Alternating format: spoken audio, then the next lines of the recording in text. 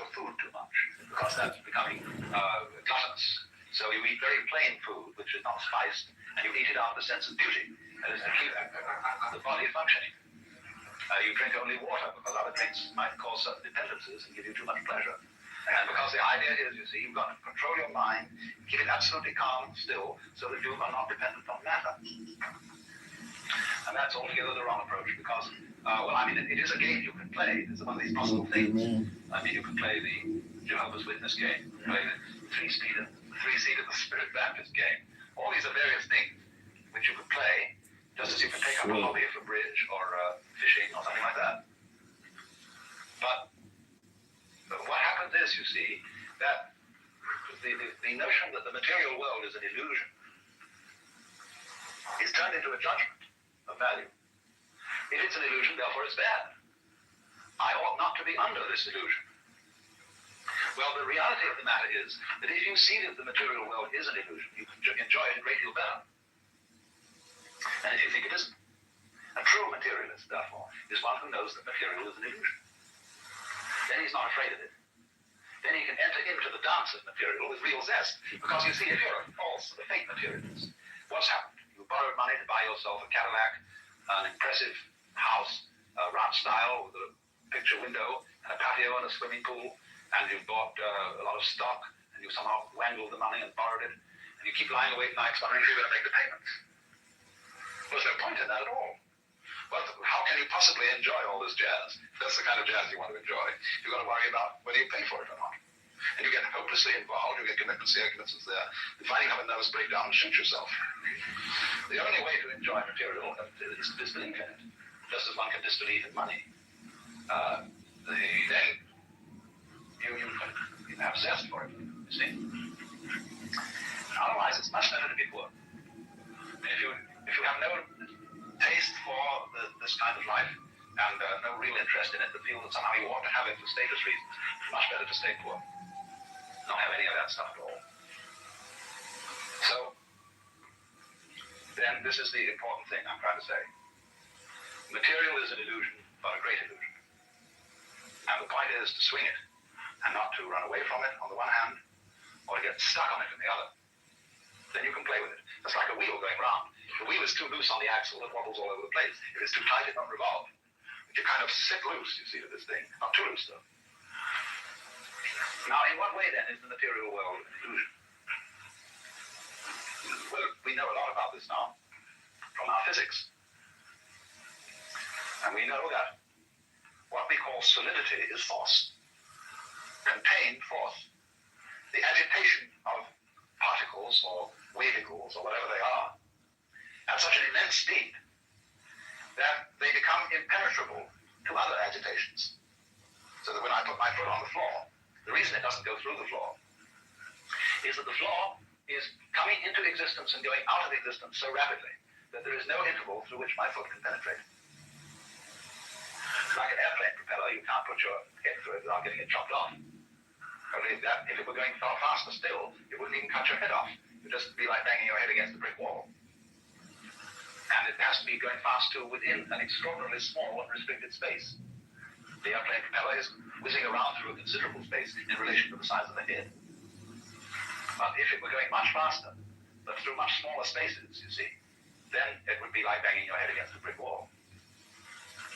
So what we've got in our so-called physical objective world is the behavior of energy, where matter arises from it through its behavior in restricted spaces. Density is a quality of space rather than a quality of matter. Do you see what I mean? I gave the illustration of the airplane propeller to try and show that. So that all this is an electronic diaphanous world, very similar to creation of electronic patterns, the dance of the on the TV screen, the rainbow, the aurora borealis. It's all fundamentally like that.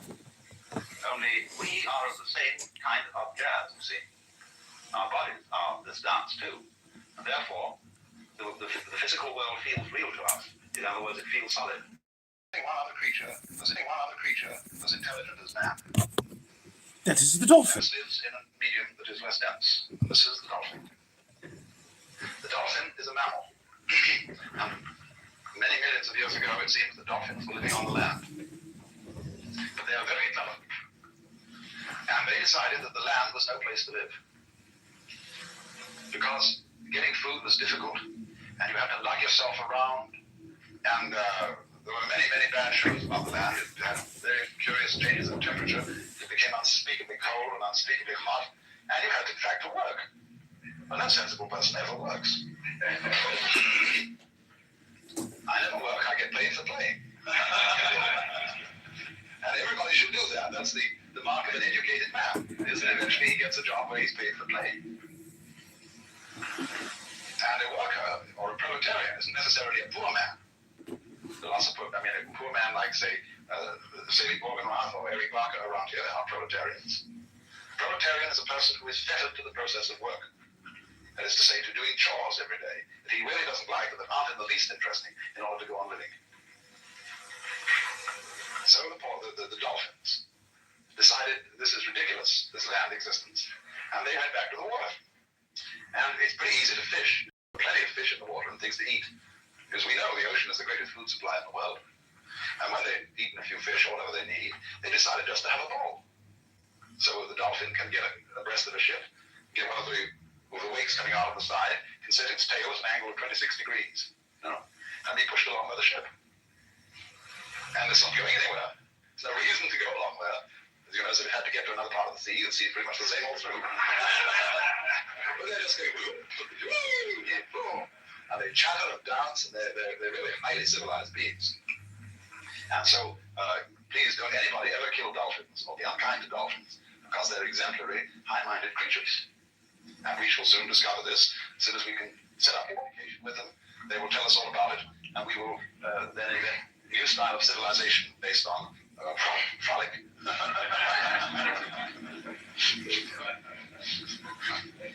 But you see, they dance in the mode of water. Now, human beings, as Toynbee has pointed out, as their civilization progresses, they begin to lose their roots. And they are less and less tied to the land. They go into the air. And what's going to happen as man develops without blowing himself to bits, if he can get over the hurdle, you see, that dangerous point, is that gradually all roads are going to disappear.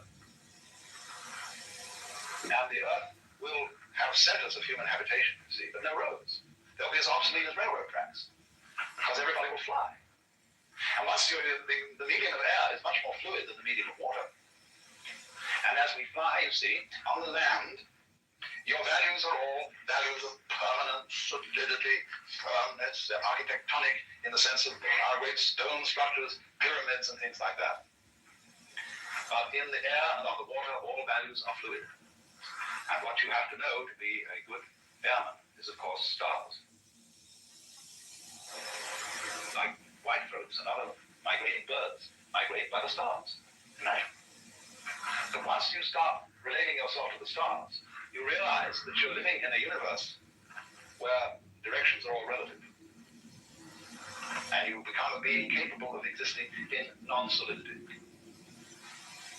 And that's why Buckminster Fuller, believed that all techniques and really all culture came from the sea.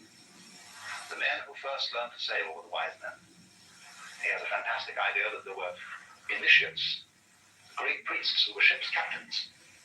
And that though some of their humble seamen didn't know all the secrets, that these priests were the first people who knew that the world was round. And that gives one an entirely different theology, you see, than if you believe that the world is flat. And so from the priests of the ocean, the landsmen learned how to use cranes, blocks and tackles, how to build, what a good house an overturned ship made. So to this day, a cathedral has a nave as its central Libertarian, nave from Latin navis, ship, showing the connections between ships and the first temples. And so Fuller goes on to say, now if you're a good architect, as the ancient architects learned from the ocean, first thing you should do when you get through architectural school is go and work in an airplane factory. And understand the beautiful thing that man has made in a fine, fine airplane, you see, which is as great as a bird in its own way, because that's the architecture of insecurity. And that really lives with insecurity. Well, let's have an intermission.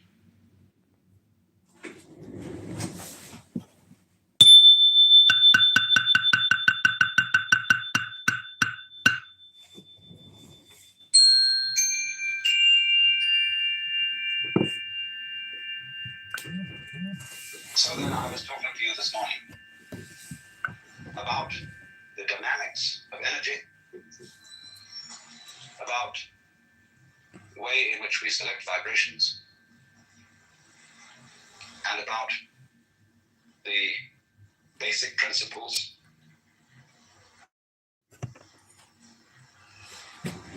as a process for bringing about mental quiet,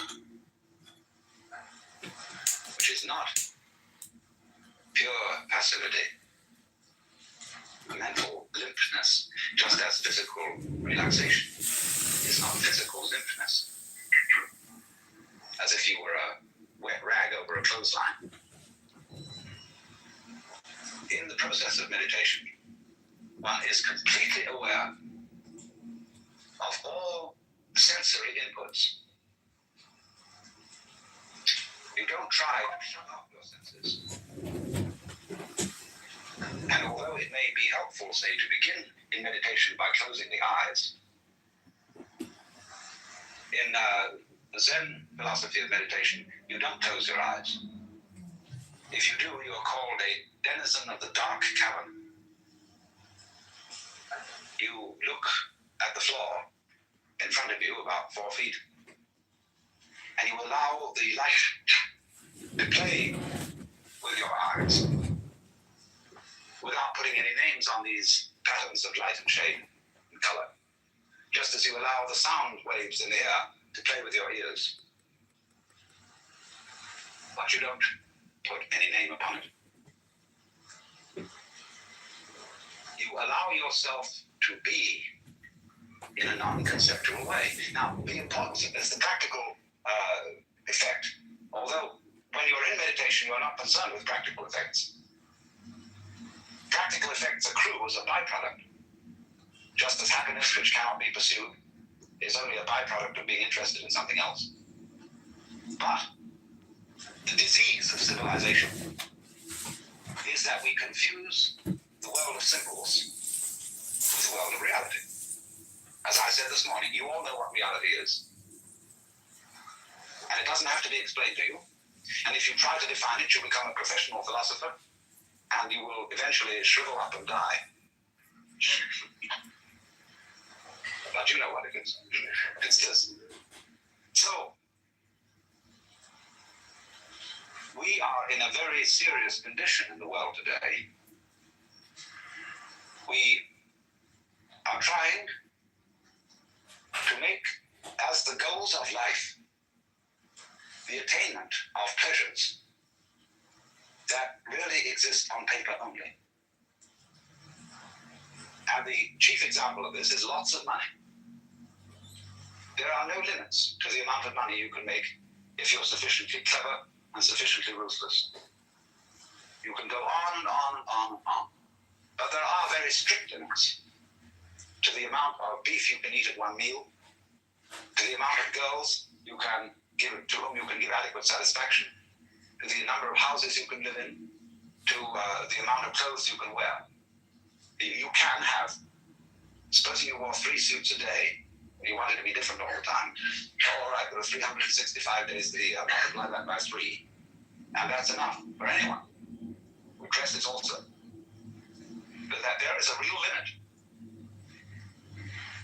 And you would consider, if you were wearing a completely different suit for 1/3 of the day, and you never wore it again, after a while that would become a bit absurd.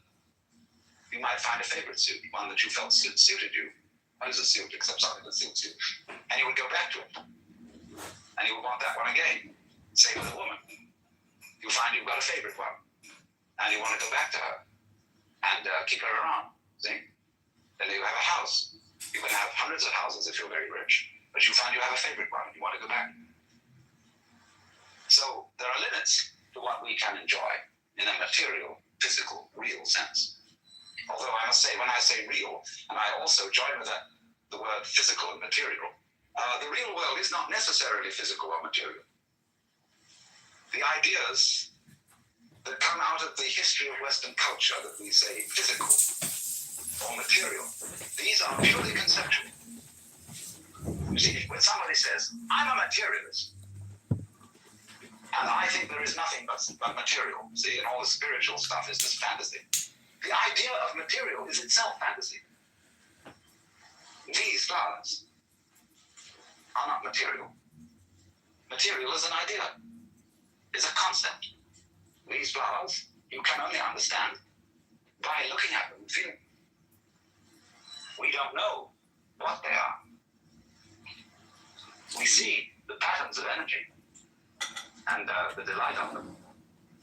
But a person who says, well, this is just material, doesn't realize that he's some kind of a phantasm. He's trying to put his personality up against the spiritual people who say the real thing in life is beyond all these things that we see and hear. There is a happy land far, far away. There is some kind of a thing beyond all this.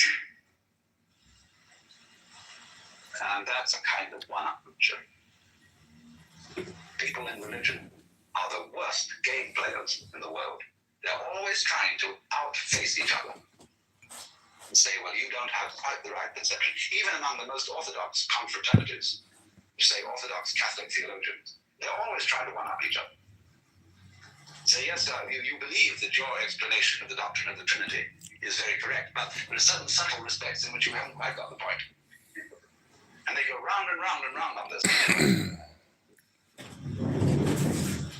Because it's not really religion at all. It's a form of personal contest. Because everybody in the world almost is challenging someone else to say, you're not real, are you? You're not really sincere. You don't actually mean what you say. Do you love me? Do you really love me? Prove it. I don't think you can. Everybody's frightened. Everybody's guilty. And everybody else knows how to exploit everybody else's fear and guilt. And emotions, say like guilt, are absolutely useless. Because they always frustrate their own objective. Guilt is supposed to make you good. But it's like alcoholism. The more terrible an alcoholic feels about his dependence on alcohol, the more he drinks.